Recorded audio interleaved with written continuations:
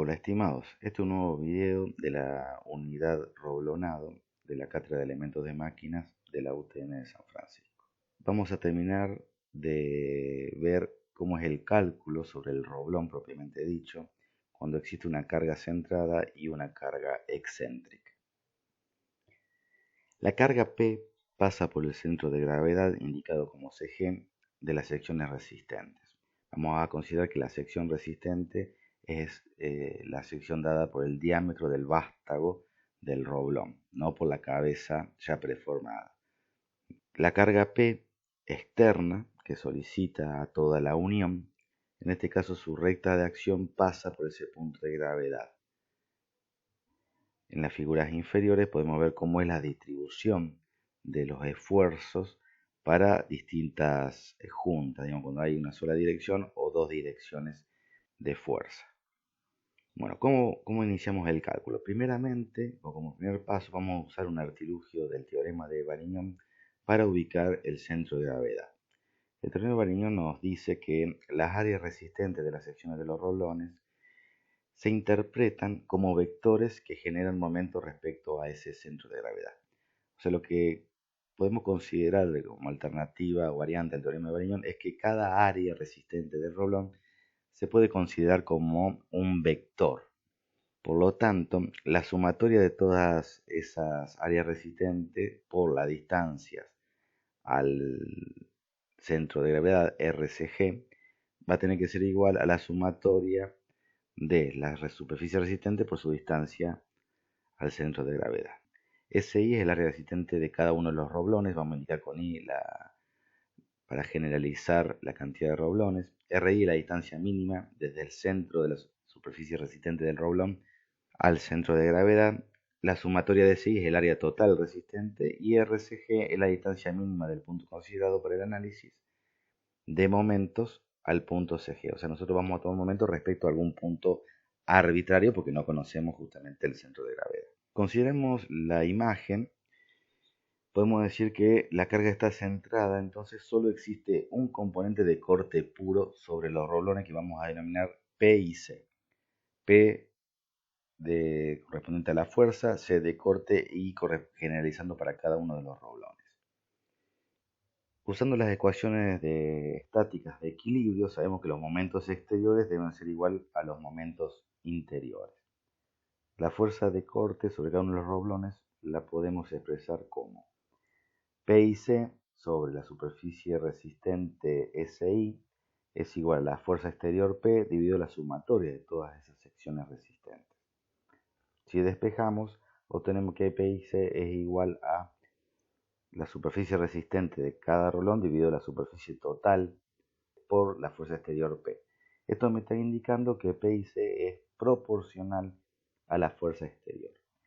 Si marcamos como RI la distancia del centro de gravedad al centro de la sección resistente del roblón, en su extremo podemos indicar la fuerza P y C sobre cada uno de los roblones.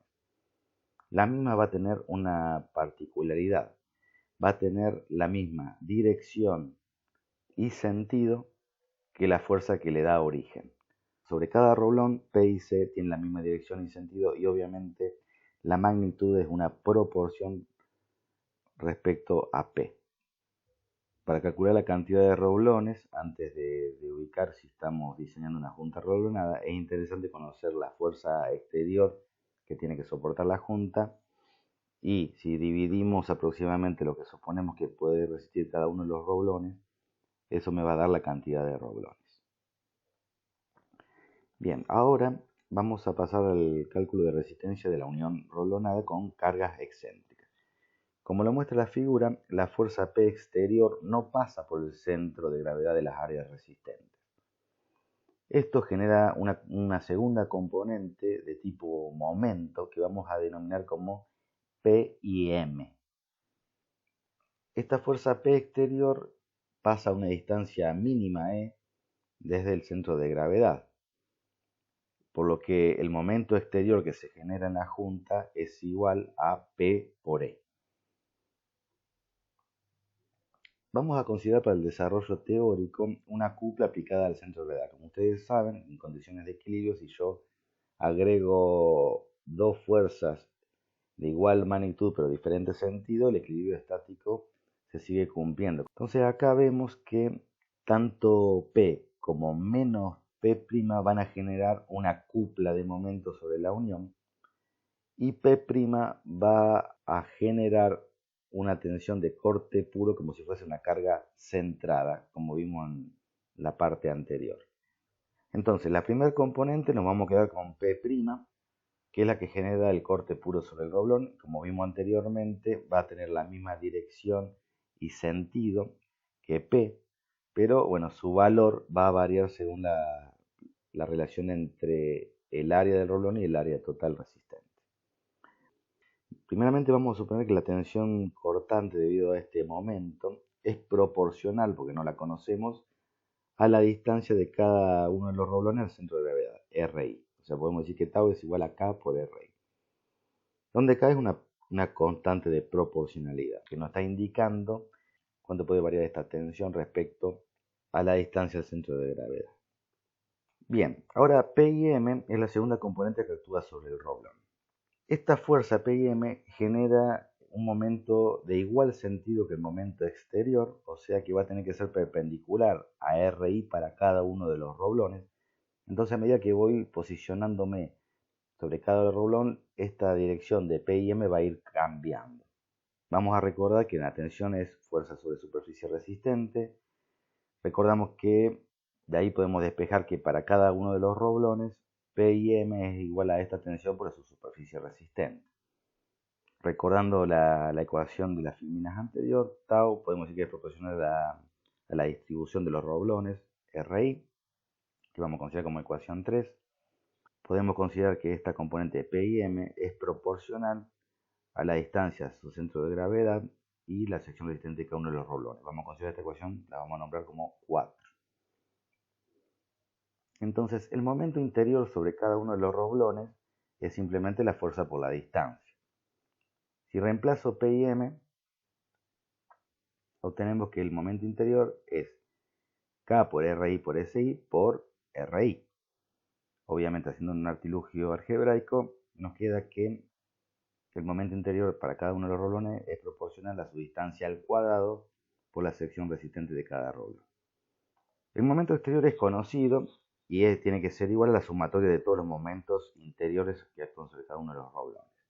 Reemplazando, obtenemos esa ecuación y sabiendo que K es constante podemos sacarla fuera de la sumatoria y despejarla. Entonces K me queda que es igual al momento exterior dividido la sumatoria de las distancias al cuadrado por la sección resistente de cada uno de los roblones. Si recordamos el teorema de Stein, sabemos que el momento polar de inercia es igual a IA, que es la inercia generada de la sección resistente sobre su centroide, más la distancia al cuadrado por la superficie resistente. Vamos a despreciar IA, la componente del área resistente del roblón sobre sí misma es baja. Entonces, si yo reemplazo esta segunda componente de Steiner, tenemos que K es igual al momento exterior sobre J polar, directamente. Entonces, recordando la ecuación 4, podemos obtener que cada P y M es igual al momento exterior sobre J polar por la distancia al centro de gravedad de cada uno de los roblones por la sección resistente de cada uno de los roblones. Una vez que obtenemos las componentes P y C y P y M, debemos realizar una suma vectorial de ambas para conocer cuál es la P y T sobre cada uno de los roblones. Esto puede hacerse analíticamente utilizando las ecuaciones o bien gráficamente utilizando una escala común geométrica y una escala común de fuerzas. Directamente en el método gráfico yo voy trazando las distancias y las fuerzas sobre escala, hago una suma vectorial con método de paralelogramo, de dibujo de paralelogramo sobre vectores y simplemente mido, en este caso, el vector violeta. La componente de fuerza, de carga total sobre cada uno de los roblones es la suma de las dos componentes. Entonces la tensión a simple cobre junta va a ser igual al momento interior, o sea, el que genera esta fuerza PIT, que sería PIT por RI, sobre el momento polar de cada uno de los roblones por su distancia al centro de gravedad.